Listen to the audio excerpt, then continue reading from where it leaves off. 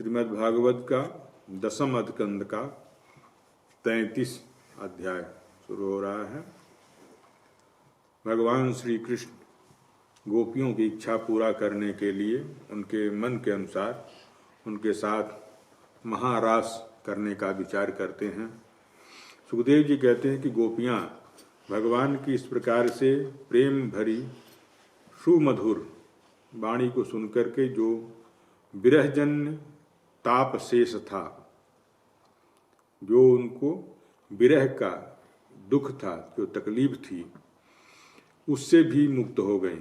वो उनका दुख चला गया क्योंकि भगवान श्री कृष्ण उनके साथ प्यार के साथ बात करने लगे। स्वाभाविक है, कष्ट के बाद जो खुशी मिलती है, तकलीफ के बाद जो खुशी मिलती है, उसका आनंद कई गुना ज़्यादा बढ़ जाता है।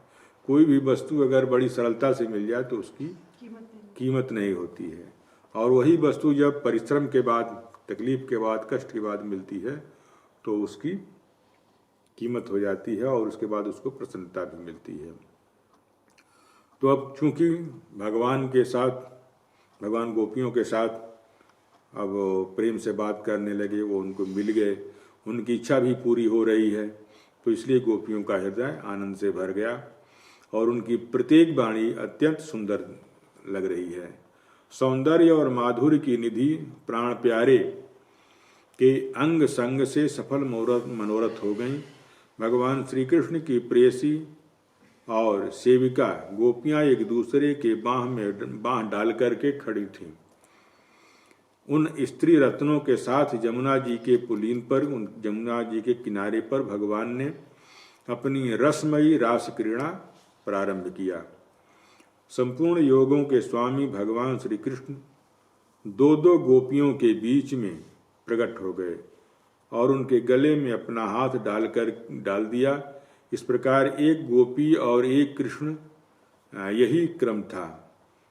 जैसे अब हम यहाँ पर हैं तो हमारा हाथ भगवान श्री कृष्ण के पास है और इस साइड में एक गोपी है, उसके बाद भगवान श्री कृष्ण हैं, तो उधर भगवान श्री कृष्ण का एक हाथ गोपी के अंदर आ गया, गोपी के कंधे पर। इस तरह से हर गोपी के साथ भगवान श्री कृष्ण हैं।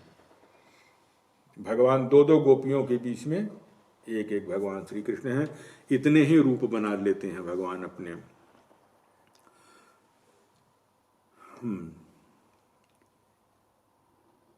इस प्रकार एक गोपी और एक कृष्ण, यही क्रम उस रास का था। सभी गोपियां ऐसा अनुभव करती थीं कि हमारे प्यारे तो हमारे पास ही हैं। इस प्रकार से हजार हजार गोपियों से शोभायमान भगवान श्री कृष्ण का दिव्य रासोत्सव प्रारंभ हुआ। उस समय आकाश में 100 विमानों की भीड़ लग गई। सैकड़ों विमान देवता आकर के इस रासलीला को देखने लगे। सभी देवता अपनी अपनी पत्नियों के साथ वहां आ पहुंचे थे। उस रास उत्सव में दर्शन की लालसा से, उत्सुकता से उनका मन उनके बस में नहीं था। स्वर्ग की दिव्य दुंदुभियां अपने आप बज उठीं। स्वर्गीय पुष्पों की वर्षा होने लगी। गंधर्वगण अपनी अपनी पत्नियों के साथ भगवान के निर्मल जस का गान करने लगे। रास मंडल में सभी गोपियां अपने प्रीतम श्याम सुंदर के साथ नृत्य करने लगीं। उनकी कलाइयों के कंगन, पैरों के पायजेब, करधनी और छोटे छोटे घुंघरू के साथ बज उठे। असंख्य गोपियां थीं, इसलिए यह मधुर ध्वनि भी बड़े ही जोर की हो रही थी। ये गोपियां जो थीं, ये दो तरह के साधक थे। एक वो थे जो भगवान राम से दंडका वन में मिलने के लिए ऋषि थे, वो उनके मिलने के लिए आए, लेकिन वो भगवान के गले नहीं मिल सकते थे। वो मर्यादा की वहाँ पर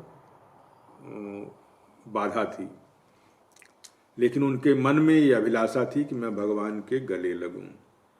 तो वहाँ पर मन ही मन उनके मन की बात को जान करके भगवान राम ने उनको कहा कि ये अगले जन्म में मैं जब कृष्ण अवतार लूँगा तब तुम लोगों की इच्छाएं पूरी करूँगा। तो ये सब गोपियाँ, वो ऋषि लोग थे, वो भी गोपी बनने थे। फिर वेदों में आता है वेद के बहुत सारी ऋचाएँ गोपियों के रूप में अवतार लिया थी। जो वेद के मंत्र हैं, जो वेद के मंत्र हैं उनको ऋचा कहा जाता है। तो वो सब भी गोपियों के रूप में अवतार लिए थे। इसके अलावा तीसरा, भगवान नर नारायण के रूप में भगवान बद्रिका आश्रम में तपस्या कर रहे थे। उनकी तपस्या को नष्ट करने के लिए स्वर्ग की सभी अप्सराओं को इंद्र भेजते हैं उनकी तपस्या नष्ट करने के लिए। तो भगवान ने अपनी जांघ पर ऐसे हाथ रखा और वहां से एक अप्सरा उत्पन्न हुई जिसका नाम था उर्वशी। और जितनी अप्सराओं को इंद्र ने भेजा था उतनी ही अप्सराएं उसकी सेवा कर रही थीं, उस एक अप्सरा की। जैसे लक्ष्मी जी की सभी सेवा करती हैं, तो जैसे बाकी सब उसकी दासियां हो, इस प्रकार से उतनी ही अप्सराएं उसकी सेवा कर रही थीं, उर्वशी की। तो उस समय भगवान ने कहा कि ये अप्सराओं, तुम ये जो अप्सराएं मैंने अभी प्रकट किया है, ये हमारे तरफ से तुम इंद्र को भेंट कर देना। अब वो अप्सराएं जो आई थीं, उन्होंने कहा कि भगवान, जो आपने प्रकट किया है, ये अप्सराएं तो जाएं इंद्र की सभा में, अब हम तो आपको छोड़ करके नहीं जाएंगे। क्योंकि इससे पहले भगवान ने कहा कि जब कहा कि ये हमारी तरफ से तुम इंद्र को भेंट कर दो, तो उन्होंने कहा और भी तुम्हारे मन में कोई इच्छा हो, कोई कामना हो तो बोलो, मैं उसको भी पूरा करूंगा। तो उन अप्सराओं ने कहा कि भगवान, इन अप्सराओं को लेकर के आप स्वर्ग में भेज दीजिए और हमें आप अपनी दासी बना लीजिए। हम आपको चाहते हैं, आपको छोड़ करके हम कहीं नहीं जाएंगे। तो वहाँ पर भी भगवान ने उनको कहा कि इस जन्म में ये संसार को शिक्षा देने के लिए, मैं तपस्या की शिक्षा देने के लिए मैं यहाँ पर आया हूँ, इसलिए मैं ये काम नहीं कर सकता हूँ, लेकिन तुम्हारी इच्छा, क्योंकि मैंने वचन दे दिया है तो तुम्हारी इच्छा को मैं पूरा करूँगा। तो 28वें कलयुगी में जब द्वापर में मैं कृष्ण अवतार लूँगा, उस समय मैं तुम्हारी इच्छा को पूरा करूँगा। तो ऋषि, ऋचाएँ और अप्सराएँ, ये सब मिलकर के यहाँ पर बता रहे हैं असंख्य संख्या में, मतलब उनकी गिनती नहीं थी। जितने ही वो अप्सराएं थीं और ऋचाएँ और ऋषि थे, सब मिलाकर के जितने थे उतने ही भगवान श्री कृष्ण भी बने। इस प्रकार से उन सबकी इच्छा, सबकी कामना भगवान एक अवतार में पूरा करते हैं। तो अभी भी जो रास होता है वृंदावन में, वो यही है? हाँ, तो इस प्रकार से वही रासलीला निधि वन में किए थे। हाँ,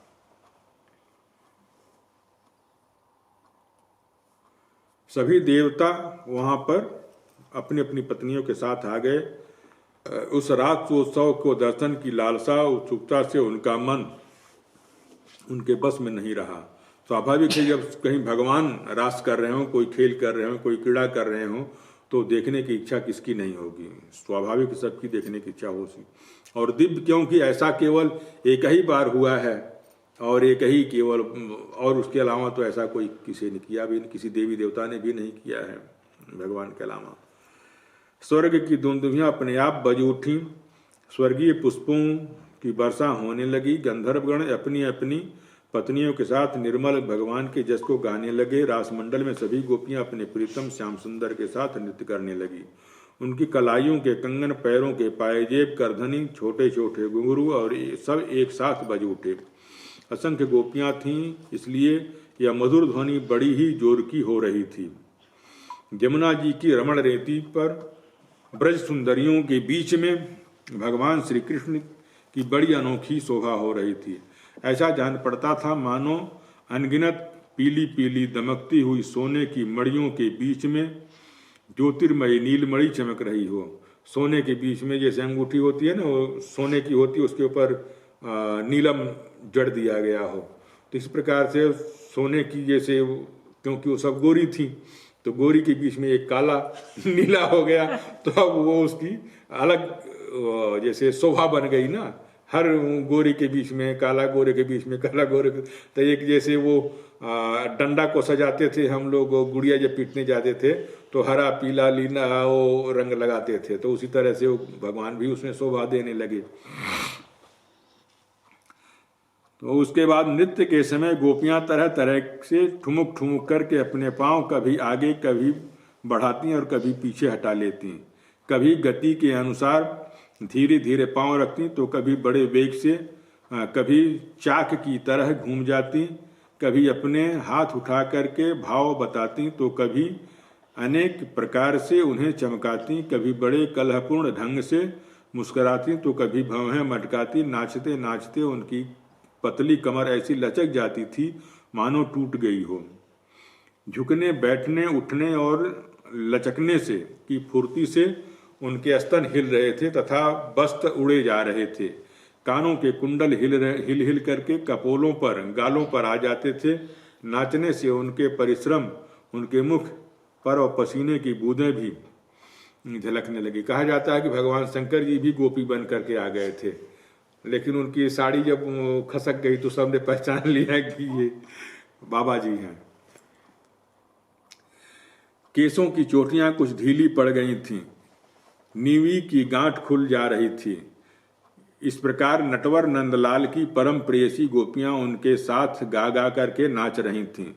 उस समय ऐसा जान पड़ता था मानो बहुत से श्री कृष्ण तो सांवले सांवले मेघ हैं और उनके बीच बीच में चमकती हुई गोरी गोपियां बिजली की तरह से दिखलाई दे रही हैं।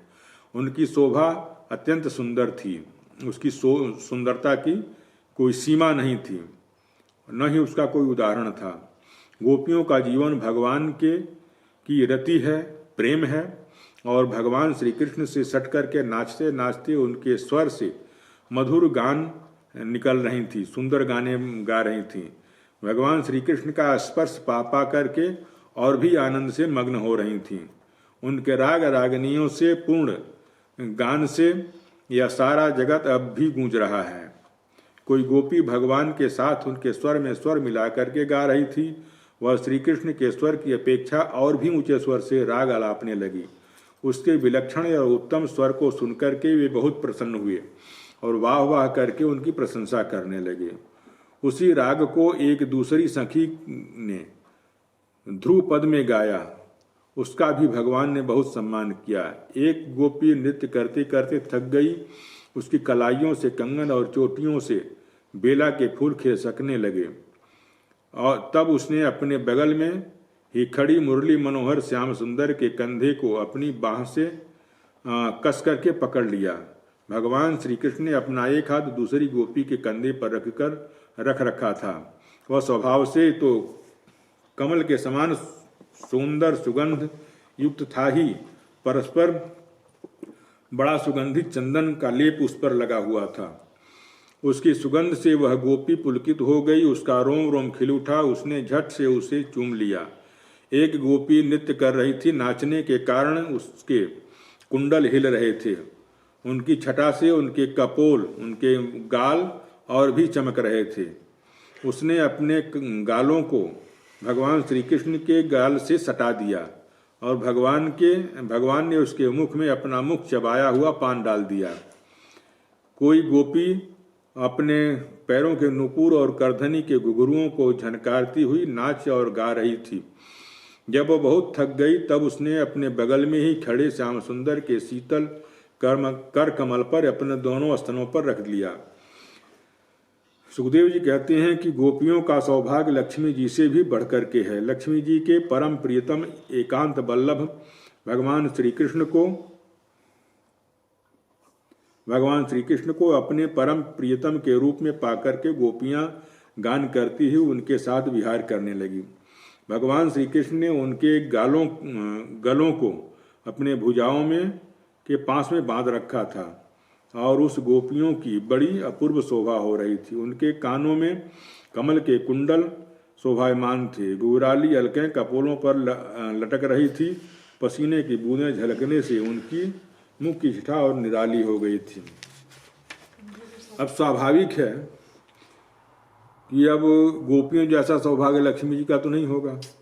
वो जल भी क्योंकि उन्होंने कभी उनके साथ नहीं नाचा। कहीं वर्णन तो नहीं आता है कि भगवान ने लक्ष्मी जी के पैर साथ पकड़ के नाचा मिलती है। लक्ष्मी जी पैर पकड़ करके बैठी खाली हुई हैं। मिलती है। तो घर वाली है। हैं? हाँ, तभी घर वाली है। सभी घर वाली ऐसी होती हैं। हाँ, शोभा। और प्रेमिकाएं ऐसी होती हैं। प्रेमिकाओं के साथ लोग नचाने वाली नाचते हैं, नचाने वाली होती हैं, उनके साथ लोग नाचते हैं। हाँ, मुझे लगता है यही शिक्षा देकर गया है, इसलिए कलयुग में आजकल यही हो रहा है। यही हो रहा है। प्रेमिका प्रेमी लोग हैं। लोग नाचते हैं और पत्नी बेचारी पांव दबाती रहती है। पत्नी पाँव दबाती खाना बनाकर खिलाएगी, सुलाएगी, सेवा करेगी। इसीलिए हैं? भला है बुरा है कैसा भी है, मेरा पति मेरा देवता देवता है। इसीलिए घर पे वो बैठी रहती है बेचारी, फिर पति को देती भी है। वो पुराने जमाने में था, आज वो भी नहीं है। वे रास मंडल में भगवान श्री कृष्ण के साथ नृत्य कर रही थीं। उनके कंगन और पायजेब के बाजे बज रहे थे। भौरे उनके ताल सुर में अपना सुर मिला करके गा रहे थे और उनके जूड़ों तथा चोटियों में गुथे हुए फूल गिरते जा रहे थे। जैसे नन्हा सा कोई बच्चा निर्विकार भाव से अपनी परछाई के साथ खेलता है, वैसे ही रमा रमण भगवान श्री कृष्ण कभी उनके हृदय से लगा लेते, कभी हाथ से उनका अंग स्पर्श करते, कभी प्रेम भरी तिरछी चितवन से उनकी ओर देखते, तो कभी लीला से उन्मुक्त हंसी हंसने लगते। तो स्वाभाविक है, भगवान तो अभी बच्चे ही थे, तो बच्चे के तरह से ही वहां खेल रहे थे। चितवन से उनकी ओर देखते तो कभी लीला से उन्मुक्त हंसी हंसने लगते थे, जैसे बच्चे ने ठठा करके हंसने लगते हैं। इस प्रकार उन्होंने ब्रज सुंदरियों के साथ क्रीड़ा की, विहार किया। भगवान के अंगों का स्पर्श प्राप्त करके गोपियों की इंद्रियां प्रेम से और आनंद से विह्वल हो गईं। उनके केस बिखर गए, फूलों के हार टूट गए और गहने अस्त व्यस्त हो गए। वे अपने केस, वस्त्र और कंचुकी को भी पूर्णतया संभालने में असमर्थ हो गईं। भगवान श्री कृष्ण की यह रास क्रीड़ा देख करके स्वर्ग की देवांगनाएं भी मिलन की कामना से मोहित हो गईं और समस्त तारों तथा ग्रहों के साथ चंद्रमा चकित और विस्मित हो गए।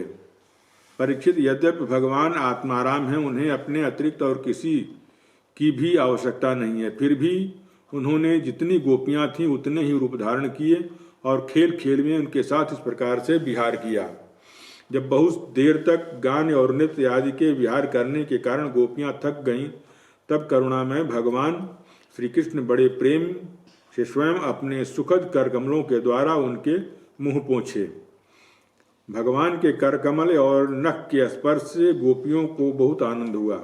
उन्होंने अपने उन कपोलों गालों के सौंदर्य से, जिन पर सोने के कुंडल झिलमिला रहे थे और घुघराली अलकें लटक रही थीं, तथा उस प्रेम भरी चितवन से जो अमृत से भी मीठी, मुस्कान से भी उज्जवल हो रही थी, भगवान श्री कृष्ण का सम्मान किया और भगवान की परम पवित्र लीलाओं को गाने लगे। इसके बाद जैसे थका हुआ गजराज किनारों को तोड़ता हुआ हथनियों के साथ जल में घुस करके खेल करता है, क्रीड़ा करता है, वैसे ही लोक और वेद की मर्यादा का अतिक्रमण करने वाले भगवान ने अपनी थकान दूर करने के लिए गोपियों के साथ जल क्रीड़ा किया। उस जल क्रीड़ा के लिए वो जमुना जी में प्रवेश कर गए। उस समय भगवान की बनमाला गोपियों के अंग की रगड़ से कुछ कुचल सी गई थी। उनके वक्षस्थल पर केसर का आवरंग भी लग गया था। उसके चारों ओर गुनगुनाते हुए भंवरे पीछे पीछे इस प्रकार से चल रहे थे, मानो गंधर्वराज उनकी कीर्ति का गान करते हुए उनके पीछे पीछे चल रहे हों। जमुना जी के जल में गोपियों ने प्रेम भरी चितवन से भगवान की ओर देख देख करके हंस हंस करके उन पर इधर से और उधर से जल की खूब बौछारें डालने लगी। जल उलीच करके, जल उनके ऊपर उछाल उछाल करके खूब नहलाया। विमानों पर चढ़े हुए देवता पुष्पों की वर्षा करने तथा उनकी स्तुति करने लगे। इस प्रकार जमुना जी के जल में आत्माराम भगवान श्री कृष्ण ने गजराज के समान जल विहार किया। इसके बाद भगवान श्री कृष्ण ब्रज की गोपियों और भौरों की भीड़ से घिरे हुए जमुना जी के तट पर उपवन में गए। वहाँ बड़ा ही रमणीय था। उसके चारों ओर जल और स्थल बड़ी सुंदर सुगंध वाले फूल लगे हुए थे। उनकी सुंदर सुगंध लेकर के मंद मंद वायु चल रही थी। उसमें भगवान इस प्रकार से विचरण करने लगे जैसे मदमत्त गजराज हथनियों के झुंड के साथ घूम रहा हो। वह शरद की रात्रि, जिसके रूप में अनेक रात्रियां पूंजीभूत हो गई थीं, बहुत ही सुंदर थी। चारों ओर चंद्रमा की बड़ी सुंदर चांदनी छिटक रही थी। काव्यों में शरद ऋतु का जिन रास रस का सामग्रियों का वर्णन मिलता है, उन सभी से वह युक्त था। उसमें भगवान श्री कृष्ण ने अपने प्रेयसी गोपियों के साथ यमुना जी के जल में, यमुना जी के उपवन में विहार किया। यह बात याद रखनी चाहिए कि भगवान सत्य संकल्प हैं। यह सब उनके चिन्मय संकल्प की ही लीला है और उन्होंने अपने लीला में ही काम भाव को, उसकी चेष्टाओं तथा उनकी क्रिया को सर्वथा अपने अधीन कर रखा था, उन्हें अपने आप में कैद रखा था। मतलब भगवान का मन इधर उधर कहीं भटकने वाला नहीं था, वो उनके बस में था। सुखदेव जी कहते हैं कि राजा परीक्षित ने पूछा, भगवान श्री कृष्ण सारे संसार के एकमात्र स्वामी